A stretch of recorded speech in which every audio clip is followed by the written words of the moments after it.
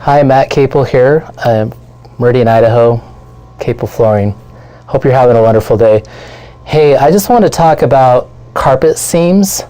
We get asked a lot of questions, and in particular, right now, things that are a little bit lower profile, meaning they're kind of, a lot of times people call these LCLs or loop cut loop. So some of them are looped Berber and some of them are sheared. But anything that's kind of a lower profile carpet, when you put a seam in it, you are more apt to see the seam because there's less material here that makes it so you can hide it. So just to be transparent, like if you're installing something like this right here, where it's pretty thick, lots of material, it's pretty easy to hide a seam both on the end and side to side because there's more material.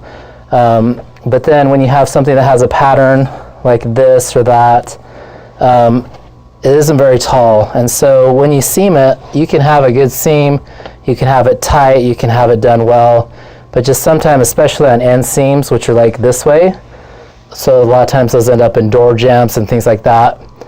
The installer can do a really good seam, but sometimes you can see it a little bit. So that's just one thing to keep in mind if you'd like to go with a lower profile, the LCL loop cut loops. They're really pretty. We sell a lot of them. For example, this display here has lots of pretty LCLs, but I just wanted you to understand or know that sometimes you can see the seams a little bit. So if you have any questions, please feel free to comment below. Give me a shout out. I'll respond to anything. Hope these tips are helpful. Please feel free to share them with your friends, especially in the Boise area, and we'll talk to you soon. Thanks so much.